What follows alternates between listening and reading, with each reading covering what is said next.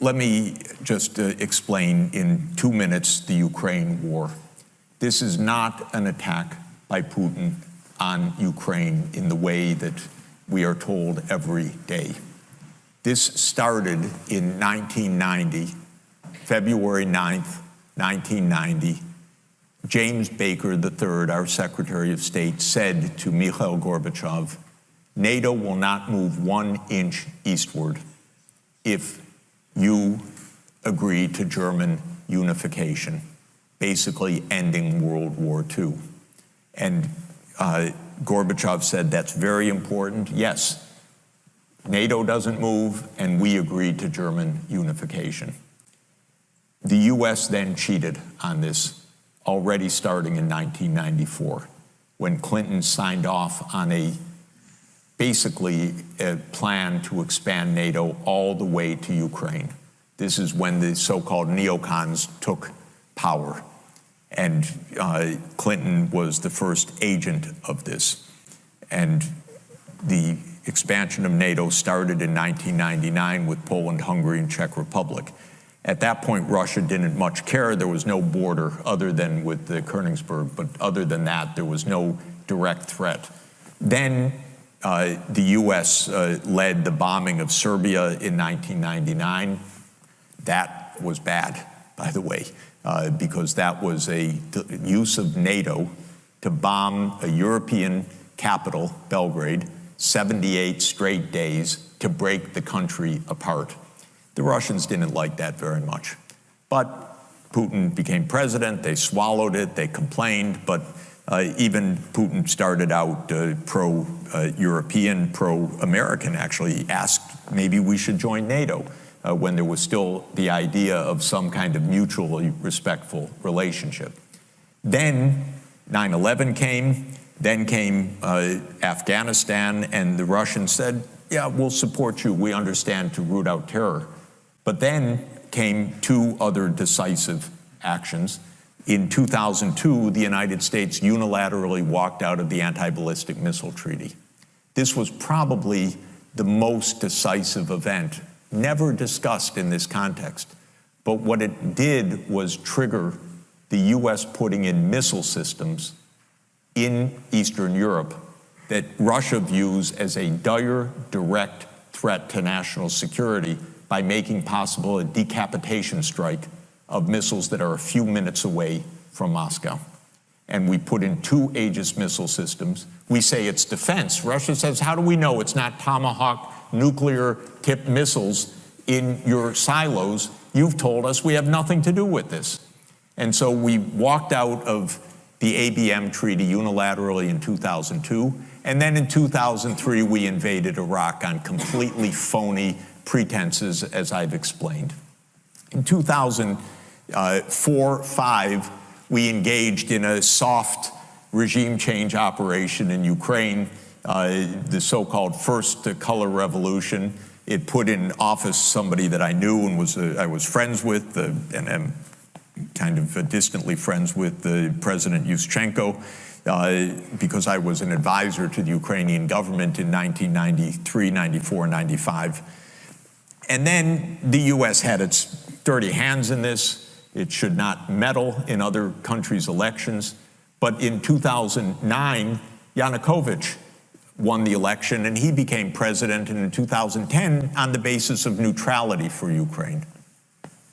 That calmed things down because the US was pushing NATO, but the people of Ukraine on the opinion polls didn't even want to be in NATO. They knew that the country is divided between ethnic Ukrainian, ethnic Russian. What do we want with this? We want to stay away from your problems. So in February 22nd, 2014, the United States participated actively in the overthrow of Yanukovych. A typical US regime change operation, have no doubt about it. And the Russians did us a favor. They intercepted a really ugly call between Victoria Nuland, my colleague at Columbia University now, and if you know her name and what she's done, have sympathy for me. Really. Between her and the US ambassador to Ukraine, Jeffrey Piat, who's a senior State Department official till today. And they talked about regime change. They said, who's going to be the next government? Why don't we pick this one? No, Klitschko shouldn't go in. It should be Yatsenyuk. Yes, it was Yatsenyuk, and we'll get the big guy, Biden, to come in and do an attaboy, they say, pat him on the back. It's great. So they made the new government. And I happened to be invited to go there soon after that, not knowing any of the background. And then some of it was, in a very ugly way, explained to me after I arrived, how the U.S. had participated in this. All of this is to say, the U.S. then said, okay, now NATO's really going to enlarge. And Putin kept saying, stop. You promised no NATO enlargement. It's been, by the way, I forgot to mention, in 2004, Estonia, Latvia, Lithuania, Bulgaria, Romania, Slovakia, Slovenia, 7 more countries in the not 1 inch eastward. And then, okay, it's a long story, but the U.S. kept rejecting the basic idea, don't expand NATO to Russia's border in a context where we're putting in goddamn missile systems after breaking a treaty. 2019, we walked out of the Intermediate Nuclear Force Treaty. In 2017, we walked out of the JCPOA, the treaty with Iran. This is the partner. This is the trust building. In other words, it's completely reckless U.S. foreign policy. On December 15, 2021, Putin put on the table a draft Russia-U.S. security agreement. You can find it online. The basis of it is no NATO enlargement. I called the White House that next week after that, begging them, take the negotiations. Putin's offered something, avoid this war. Oh, Jeff, there's not going to be a war.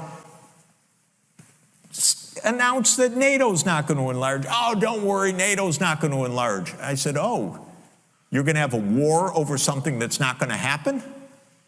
Why don't you announce them? And he said, no, our policy is an open door. This is Jake Sullivan. Our policy is an open door policy. Open door for NATO enlargement. That is under the category of bullshit, by the way. You don't have your right to put your military bases anywhere you want and expect peace in this world. You have to have some prudence. There's no such thing as an open door that we're going to be there and we're going to put our missile systems there and that's our right. There's no right to that. We declared in 1823, Europeans don't come to the Western Hemisphere. That's the Monroe Doctrine. The whole Western Hemisphere, after all. Okay, anyway, they turned down the negotiations. Then the special military operation started. And 5 days later, Zelensky says, okay, neutrality. And then the Turks said, we'll mediate this. And I flew to Ankara to discuss it with the Turkish negotiators because I wanted to hear exactly what was going on. So what was going on was they reached an agreement with a few odds and ends. And then the United States and Britain said, no way. You guys fight on. We got your back. We don't have your front. You're all going to die. But we got your back as we kept pushing them into the front lines. That's 600,000 deaths now of Ukrainians since Boris Johnson flew to Kyiv to tell them to be brave. Absolutely ghastly. So when you think about your question, we have to understand we're not dealing with, as we're told every day, with this madman like Hitler coming at us and violating this and violating that, and he's going to take over Europe. This is complete bogus, fake history that is a purely PR narrative of the U.S. government. And it doesn't stand up at all to anyone that knows anything. And if you try to say a word of this, I got completely cut out of the New York Times back in 2022, after writing my whole life columns for them, oh, I'd send this, okay. And by the way, online, it's not even space, there's no limit. They can publish 700 words. They would not publish, since then, 700 words for me about what I saw with my own eyes about what this war is about. They won't do it. We're playing games here. So, God forbid a nuclear power comes at us. I don't know what's going to happen. But we came at them.